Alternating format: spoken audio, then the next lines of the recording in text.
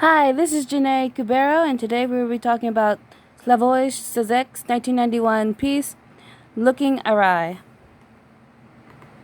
Looking Awry, otherwise known as Looking Awry, an introduction to Jacques Lacan's through popular culture, deals with pieces from Lacan, such as the real, the imaginary, and symbolic, along with investigating the relationship between the real and the symbolic through popular culture, specifically the films of Alfred Hitchcock. The first, Zizek discusses the elementary cell, which is a certain pattern found mostly in Hitchcock films, with the point de caption, or quoting point, causing a familiar theme becoming uncanny and rather unsettling. You know it. You may even have a nostalgic or loving attachment to it, but yet there's something about it that doesn't seem right. The one example that comes to mind would be clowns. While clowns usually are portrayed as sweet, friendly, and silly, some clowns would be portrayed as evil, scary, and rather terrifying, like Pennywise from It. There's also another example would be a thriller set in a cozy cottage. You would find a cottage usually more welcoming, and maybe has like a bit of childlike wonder. However, there is like something off. Like there could be wolves coming up, a burglar, or maybe a snowstorm that could probably kill you. And then there's Alfred Hitchcock's example found in movies such as Psycho, specifically with the character Norman Bates, who is friendly, shy, but seems to be well-meaning. But yet something about him would seem a bit off if you watch the movie, especially with the shower scene, where a woman would take a shower in the bathroom. You know, as you do. The bathroom is usually seen as the safe haven, a quiet place, and away from everything else. But yet the privacy will be cut short by what appears to be a woman stabbing the said original woman to death. And this kind of goes with the double meaning or mystery where the protagonist investigates. But if it investigates too much, the person could be seen as the man who knows too much. As what they always say, ignorance is bliss. Meanwhile, one of the three components that Zizek points out is the oral, the anal, and the phallic. The oral has a montage that does nothing for the story, such as in silent slapstick films. It gives a false sense of reality and manipulates through fragmented scenes. And from all that, we remain captive of the illusion that we witness a homogeneous continuity of action registered by the neutral camera. Meanwhile, the anal is an action multiplied, mainly in films is done by a montage, where they combine fragments from the scenes that gives it a similar, almost the whole same nature, such as like one you can do a passage of time. Another example of this is the parallel montage, where a montage is set in a traditional narration. Lastly, there's the phallic, which is what Zizek talks about the most, obviously, as it's the horror underneath, as we talked about earlier, and it goes with the untrusting atmosphere of everything. It gives off desires, guilt, hallucinations, obsessions, and suspicions to the protagonist of the films. But with the phallic, there's the misfit, though it's familiar is unfamiliar and can't fit in with the usual status quo. And it goes with Lacan's phallic signifier, a signifier without signified. And thus, with its ambiguity, there's hidden meanings.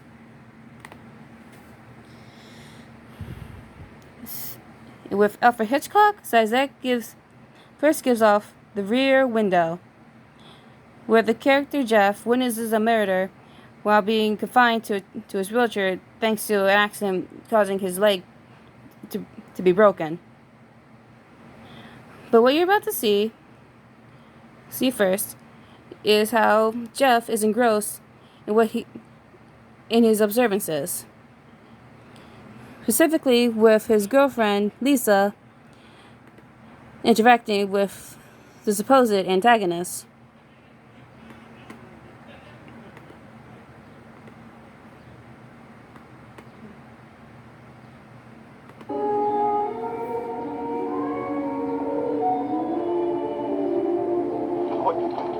Lisa. Oh, Lisa.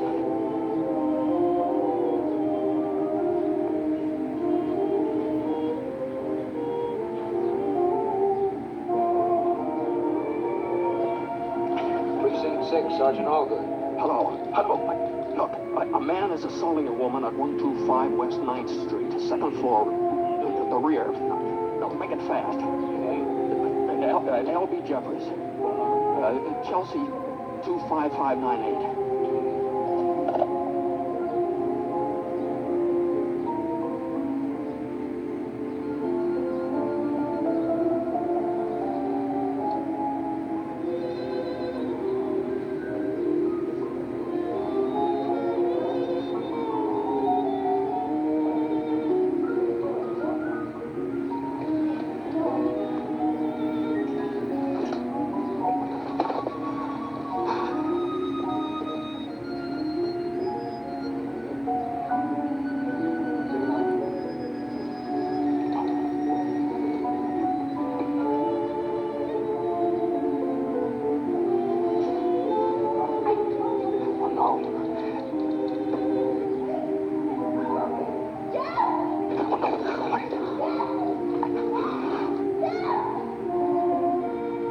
Please. Stella, what do we do? Where did they come from?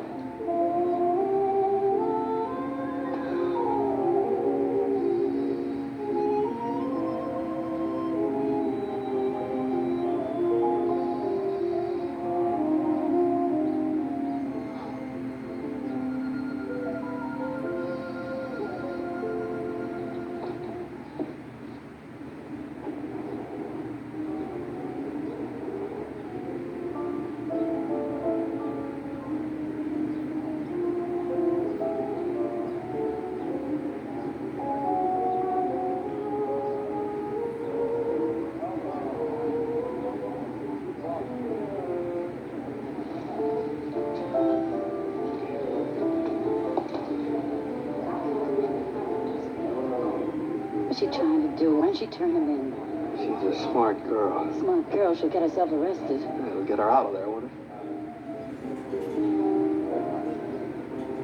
Look, the wedding ring.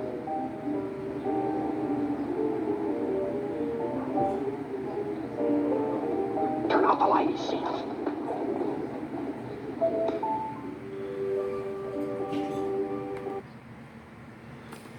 Okay, so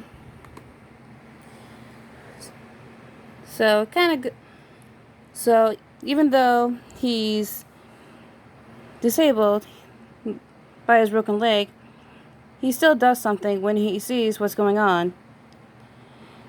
And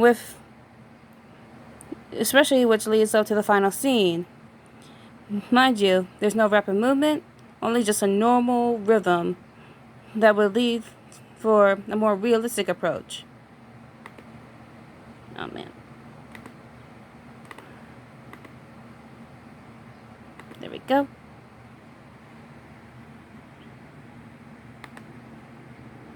What do you want from me? Your friend, the girl, could have turned me in. Why didn't she? What is it you want? A lot of money? I don't have any money.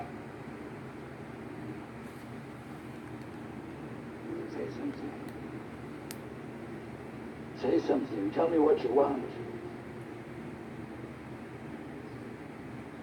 Can you give me that ring back? No.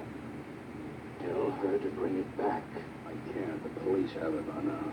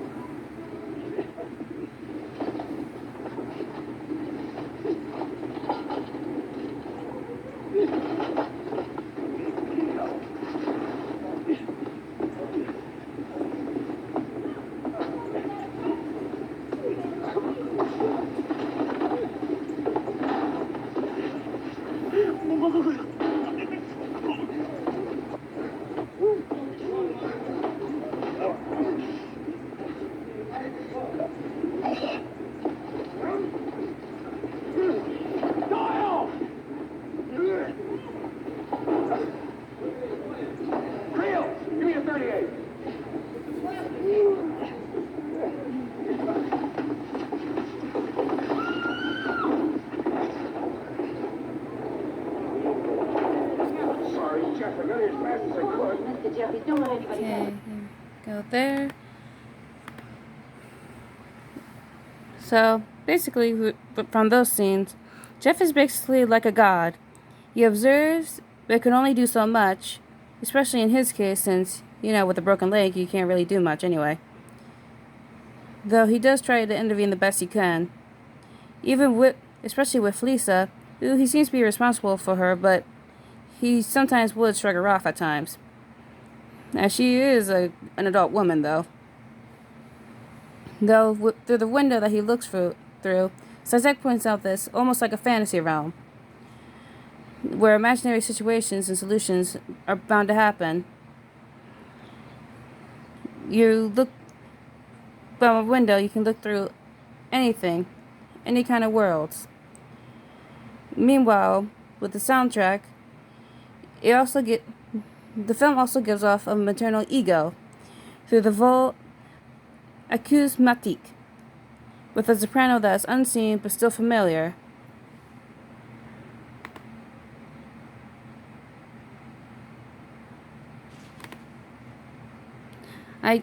Before I go on though, I don't really know if this was what Zizek was talking about, since he wasn't really specific, though I was still curious, and hopefully this is the song that he was talking about.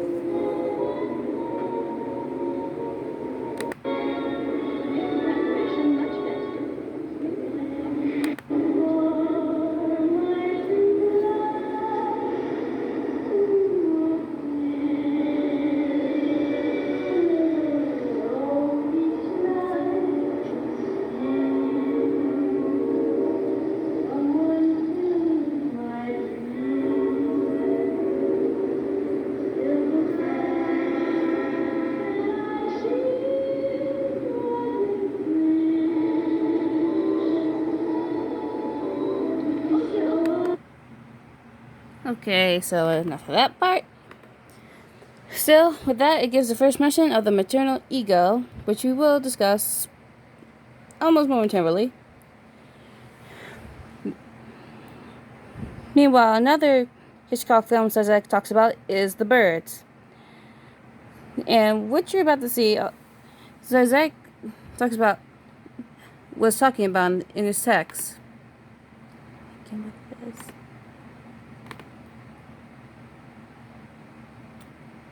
we go. Oh, before I do show you, just fair warning, it's gonna be a little disturbing, so viewer discretion is highly advised. Dad, are you home?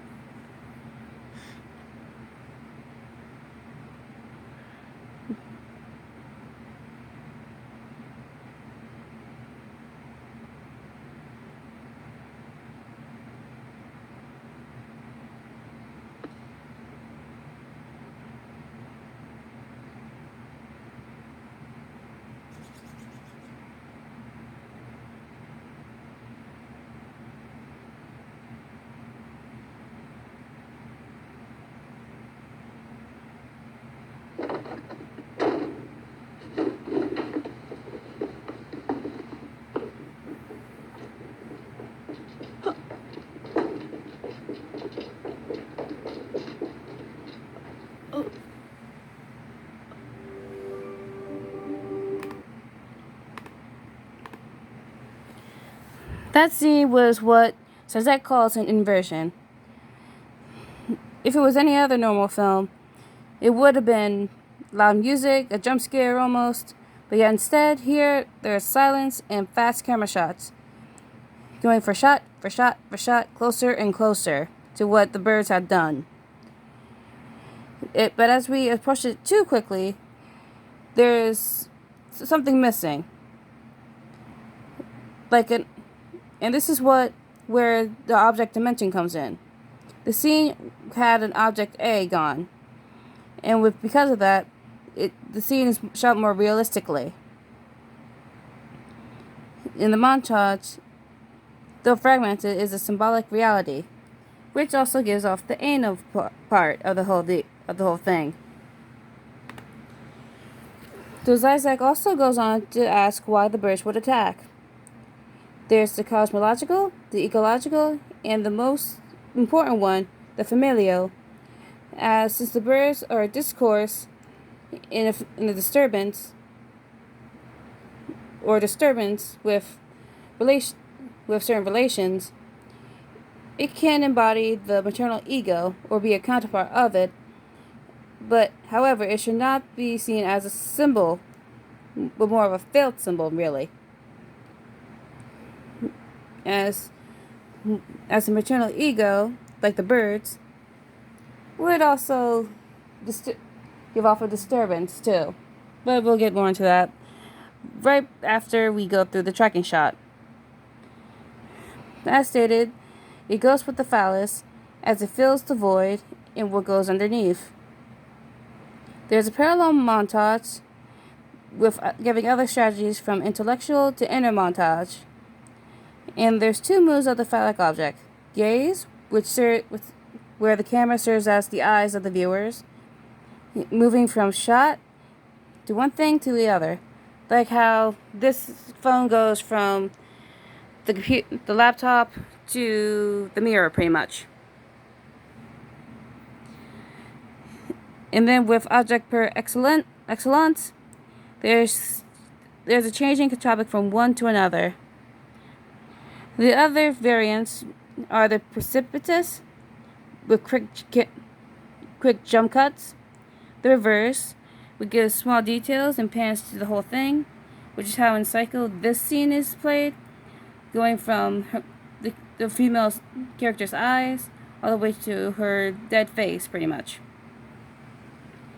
And then there's the immobile camera, where the camera does not move, but yet is a paradox as the shift from reality to the real is accomplished by the intrusion into the frame of a heterogeneous object.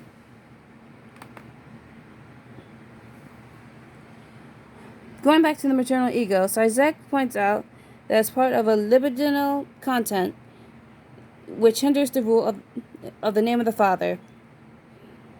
Basically, when the father is gone, be it by death or desertion or something else, the mother takes control and will become more strict, more abusive, and you have if a son is involved, more possessive. The only true feminine in the boy's life will be his mother, and no one else. And with this, the maternal ego goes with the autonomous, the organized man, and the pathological narcissist, especially the latter, since if the boy doesn't do what he's told, he's punished severely. This also goes with false identity, the empty place, and birds in Hitchcockian theory. The maternal ego, meanwhile, also goes with fantasy. As in Psycho, Norman is controlled and misused by his mother most of the time, which would make her fate be rather justified in my opinion, but hey, that's just me. But because of all the stuff that she did to him during childhood, he was rather, needless to say, messed up. Though, with all this involved, Zizek uses popular culture to go with what Lacan said, and how Hitchcock is rather a deep filmmaker, in all honesty. And that would be it.